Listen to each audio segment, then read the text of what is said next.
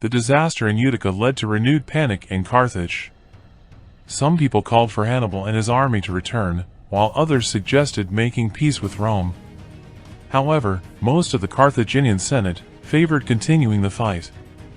Despite the defeat, Carthaginian General Hasdrubal managed to escape the fiery destruction of his camp at Utica along with around 2,000 infantry and 500 cavalry. He began to raise new troops for the army. King Syphax of Numidia, an ally of Carthage, also survived the attack on Utica and was on his way back to his capital, Cirta. There, he started to rebuild his forces. While he remained loyal to Carthage due to his wife's urging and the support of recently recruited Celtiberian warriors who arrived with Hasdrubal, he was also determined to strengthen his own army.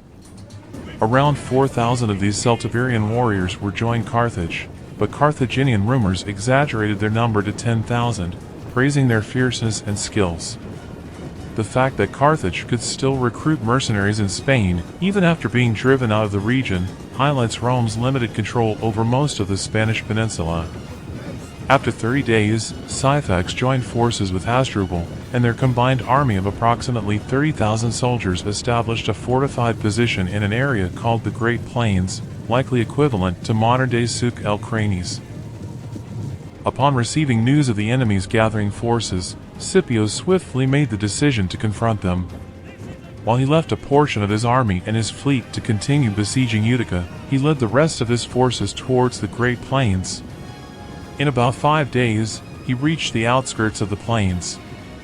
The exact size of Scipio's Roman army is uncertain, but it is likely that they were outnumbered by the enemy. To ensure agility and speed, the Romans left their heavier baggage behind, indicating their intention for a quick campaign. Scipio established a camp roughly 4 miles away from the enemy's position and allowed his army to rest. The following day, the Roman forces marched onto the plain and organized themselves for battle at a distance of less than a mile from the Carthaginian army. The initial encounters involved the usual skirmishes between the cavalry and light infantry of both sides. However, over the next 2 days, neither Scipio nor the Carthaginian commanders opted to engage in a full-scale battle. On the 4th day, it seems that both sides reached a consensus to engage in battle. They advanced their respective lines so far forward that a direct clash between the two armies became inevitable. Hasdrubal arranged his central forces using his trustworthy Celtiberian warriors. Adjacent to them on the right side were the infantry that had survived from his previous army, positioned alongside his cavalry. On the left side, the Numidian troops of Syphax were placed. The Roman forces positioned themselves at the center of their formation, aligning the two legions in their customary 3 lines. On either side of the Roman legions, allied legions were deployed in a similar fashion. The Roman right flank was manned by the cavalry associated with the 4 legions, under the command of Laelius. On the other hand, Masiniss's Numidian cavalry held the left flank. As the two armies drew closer to each other, the initial engagement unfolded with the cavalry on both flanks launching their charges. In a swift turn of events, the outcome of the battle was decided, largely due to the exceptional performance of Masiniss's Numidian cavalry and the Italian horsemen. There are a couple of possible scenarios that could have played out during this cavalry clash.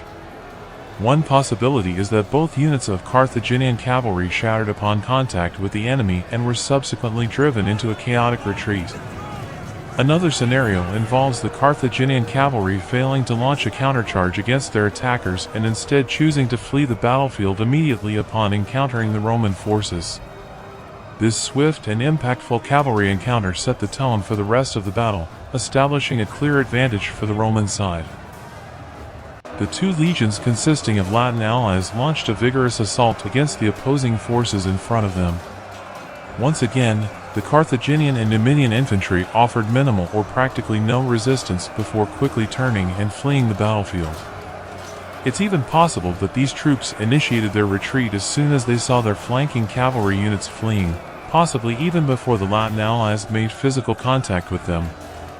Many of the Punic and Numidian infantry units appear to have disintegrated into a chaotic retreat, leaving the Celtiberian warriors isolated on the field. The retreating troops shared a common memory of recent defeat, as these very same Roman forces had previously managed to breach their encampments.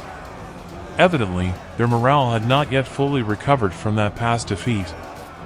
The Carthaginian and Numidian army, hastily assembled and inadequately trained, found itself overwhelmingly mismatched against Scipio's battle-tested Roman legion.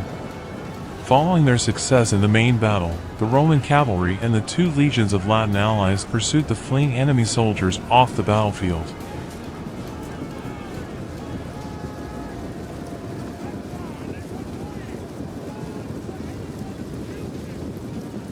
Left to fend for themselves, the Celtiberian warriors continued to display remarkable determination as they clashed against the Roman legions. Livy suggests that their unfamiliarity with the African terrain might have discouraged them from joining the general retreat that had gripped their fellow troops. Despite being outnumbered, the Celtiberians put up a fierce resistance, their numbers roughly comparable to the hostati units in the central formation of Scipio's legions. Scipio's tactical prowess, which was increasingly becoming the hallmark of his armies, came to the fore once again. Instead of directly engaging their real front lines, the Roman legions executed a maneuver that showcased their strategic flexibility. The Principes and Triarii, who formed the second and third lines of the Roman battle formation, transformed into columns and advanced up from behind the hostati, the first line. These columns then swung around to attack the Celtiberians from both sides. The specific details of the maneuver are a bit unclear. It's uncertain whether one complete line of Roman soldiers moved to the right and the other to the left, or if individual legions divided themselves, with half of the Principes and Triarii moving against each flank of the Celtiberians. However, the outcome is clear: the Celtiberians found themselves enveloped by the Roman forces. Despite their unwavering resistance, they met a valiant end on the battlefield. The majority of them perished where they stood, fighting tenaciously to the last breath. While very few managed to escape, their sacrifice was not in vain, as it provided crucial time and cover for much of the remaining Carthaginian forces to retreat from the battlefield.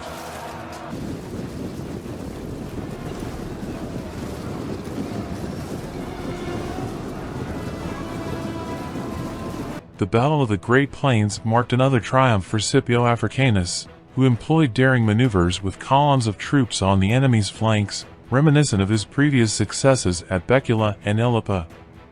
These maneuvers mirrored the tactics employed by Hannibal at Trebia and Cannae. The opponent's vulnerabilities played a significant role in Scipio's victory. The Carthaginians operated disjointed forces that lacked coordination, and their demoralization following earlier losses significantly influenced the battle's outcome. The Battle of the Great Plains dealt yet another blow to the waning morale of the Carthaginian forces. Following these successive defeats, the Carthaginian council reached a critical decision that the only potential savior was Hannibal, renowned for his past victories against Rome. Consequently, in 203 BCE, Hannibal departed Italy to defend his homeland in Africa. The culmination of these unfolding events came in the form of the Battle of Zama, a clash that effectively concluded the Second Punic War.